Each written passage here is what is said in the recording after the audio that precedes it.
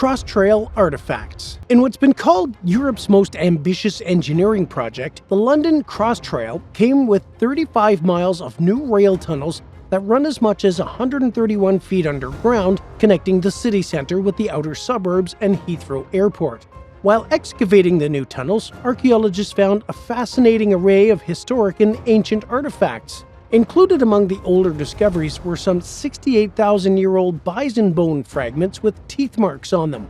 Museum of London curator Jackie Kiley told the BBC that experts had suspected that bison once roamed the region, but that it was incredible to find actual remains. Researchers also found a 55-million-year-old piece of amber and a partial jawbone from a woolly mammoth, a species which died out after the last ice age and which was last seen roaming Siberia in small numbers around 4,000 years ago. Experts gathered a collection of more recent artifacts, including a Tudor-era bowling ball, which was found in a boggy moat.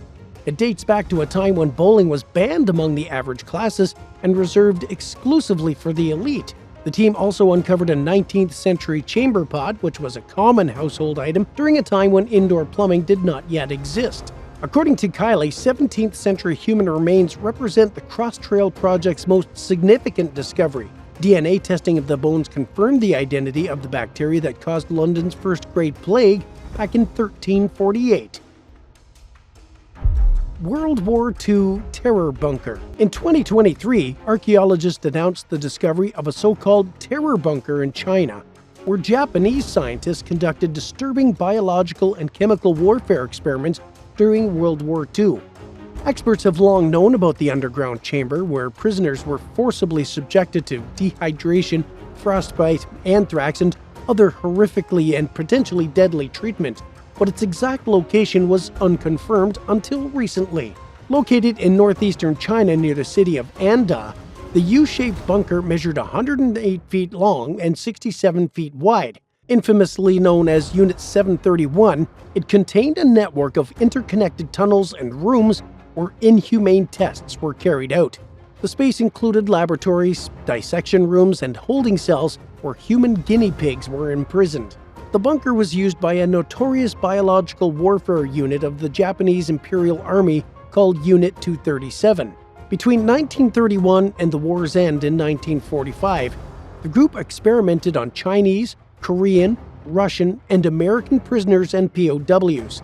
Victims were exposed to grenades, chemical weapons, and plague-infested fleas, spun to death inside centrifuges, injected with animal blood, zapped with X-rays, operated on without painkillers or sedatives, and held in low-pressure chambers, sometimes until their eyeballs burst. In some cases, the materials that the scientists experimented on in Unit 731 were dropped over Chinese cities.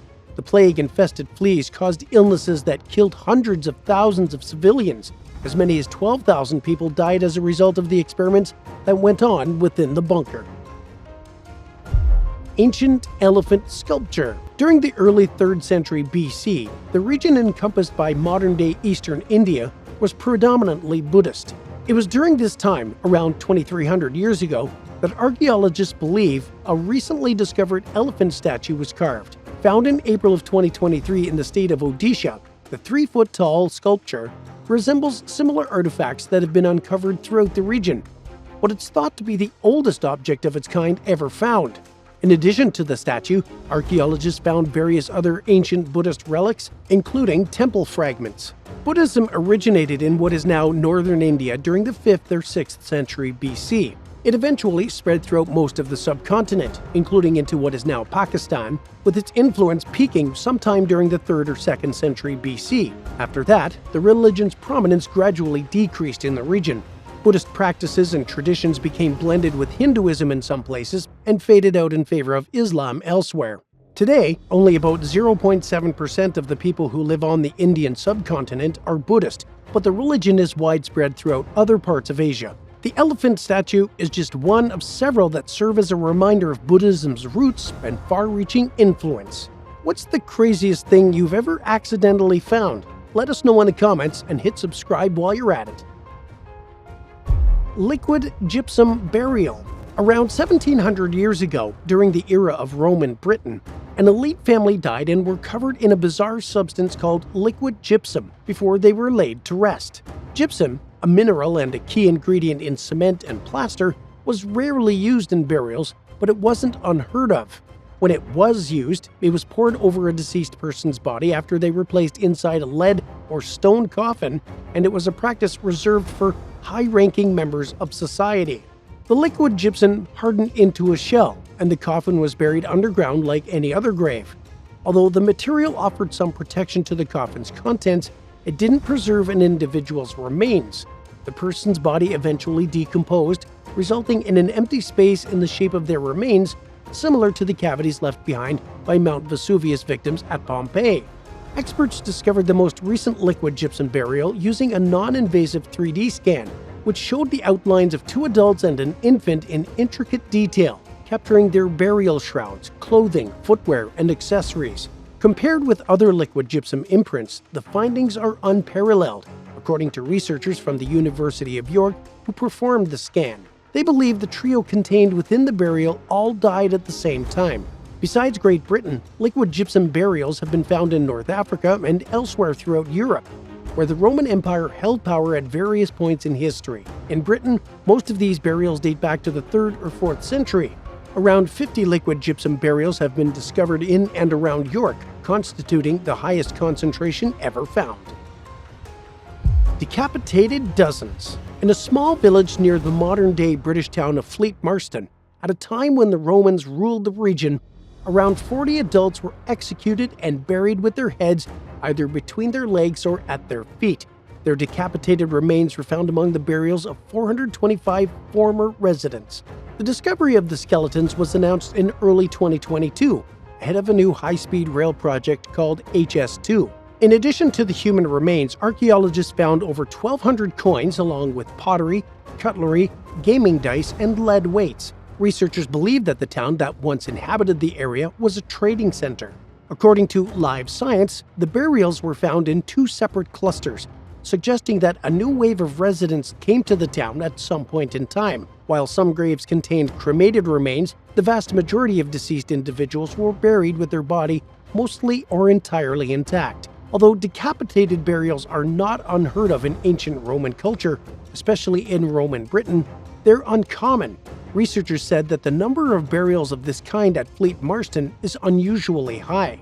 It appears as though the beheaded individuals were killed in a ritualistic fashion, but the exact nature and purpose of the ritual are unclear. They may have been convicts, according to archaeologist Rob Wiseman, who has found evidence to support the idea that decapitation was one of 4 main execution methods in Roman Britain. But it's impossible to know for sure, especially since experts have no way of knowing whether the bodies were beheaded before or after death, or what their causes of death were to begin with. Interestingly, the decapitated graves are no different than the burials of fully intact bodies, aside from the fact that their heads are severed.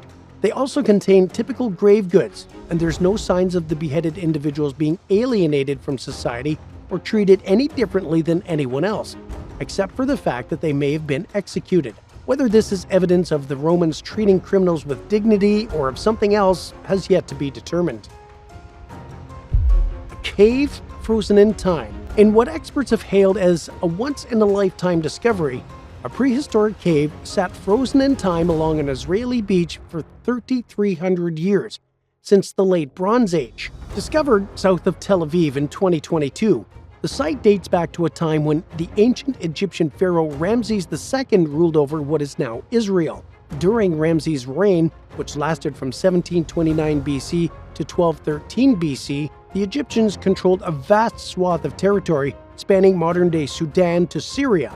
Workers unexpectedly found the cave in Palmahim Beach National Park when they accidentally drilled through its roof. As soon as they realized they had stumbled upon something of possible historical significance, they called the Israel Antiquities Authority. Archaeologists were stunned to discover that the cave's contents appear to have remained untouched for thousands of years. Inside, they found a plethora of ceramic and bronze objects that are known to be associated with funeral ceremonies. The artifacts were carefully laid out with the belief that they would help the deceased during the afterlife. Included in the collection were bowls of varying sizes and depths, goblets, cooking pots, storage jars, lamps, bronze arrowheads, and more. They came from an equally diverse array of places, including modern-day Syria, Lebanon, and Cyprus. At the time of the discovery, the IAA team announced plans to analyze the insides of the vessels for traces of organic matter. In other words, they were going to see if they could figure out what the pottery once held. Centuries-old Catacomb Frescos. Around 1600 years ago, during the Roman era, an elite grain official bought a catacomb tomb in Rome. He most likely held a high position within the Roman office that handled grain purchases known as the Annona. The catacomb is part of an extended labyrinth of burial sites known as St. Domitilla, which consists of more than 10 miles of tunnels that ran beneath the ancient city of Rome itself. Most of the catacombs belong to the wealthiest members of society. In fact, only the rich could afford a burial chamber. Researchers have long known about the tombs, which were discovered around 400 years ago by an explorer named Antonio Bazzio. But it wasn't until 2017 that they were able to peer past centuries worth of grime and dirt using sophisticated new technology. When they did, they found elaborate frescoes in the grain purchaser's catacomb, as well as a section of the complex called Introductio. Using lasers, the team gently chipped away at the buildup covering the frescoes to reveal the vibrant artwork. One of the images depicts a personal presentation of the dead to Christ, according to archaeologist Barbara Matze, who told Live Science that the catacombs could be considered one of the world's oldest Christian cemeteries. The pictures include a scene featuring a shepherd, as well as an image of Jesus Christ sitting atop a throne with his arm raised before two deceased individuals and their patron saints. Matze said that the scenes were from both the Old and New Testaments. Another fresco depicts the grain purchaser that the tomb likely belonged to. Even before discovering the image of the grain purchaser, also known as the baker, they knew about his existence from historical records. The fresco shows him dressed in a richly decorated tunic and standing behind a modius, which was used to measure and distribute grain. Surrounding images show various activities relating to Rome's grain trade. Amid the frescoes, the archaeologists found the remains of two coffins, one of which most likely belonged to the baker himself. It's clear, based on his placement in the fresco, that he was an important and high-ranking person, so it's only natural to think that the tomb belonged to him. According to Matze, he appeared to be very proud of his work and social level he gained. She further explained that these are just some of the frescoes that have yet to be uncovered as archaeologists continue to explore and study the catacombs. Prehistoric Flutes. Around 12,000 years ago in what is now Israel, a group of people carved more than a half-dozen flutes out of animal bones at their campsite. They are some of the world's oldest known instruments, and their sounds mimic certain birds of prey. The flutes were found at a prehistoric site called Enyan Malaha. It was inhabited by the Natufians, who were the last known hunter-gatherers to live in the Levant region as humans transitioned into a more sedentary agricultural lifestyle. Enyan Malaha was first discovered during the 1950s and has been studied extensively ever since. But the flutes went unnoticed until 2022, when a team of archaeologists noticed pieces of them scattered among a pile of more than 1,100 bird bones.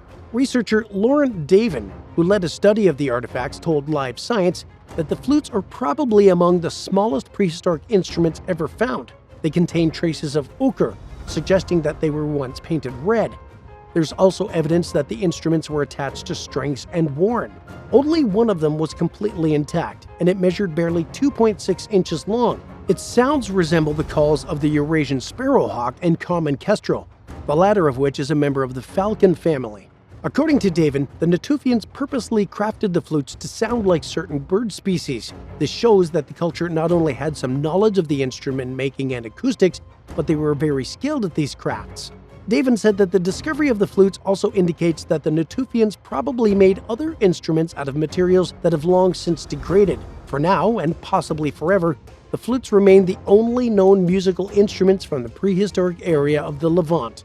Thanks for watching. What are some crazy artifacts you'd like to see in a future video? Let us know in the comments below, and remember to subscribe to the channel for more videos like these. See you soon. Bye for now.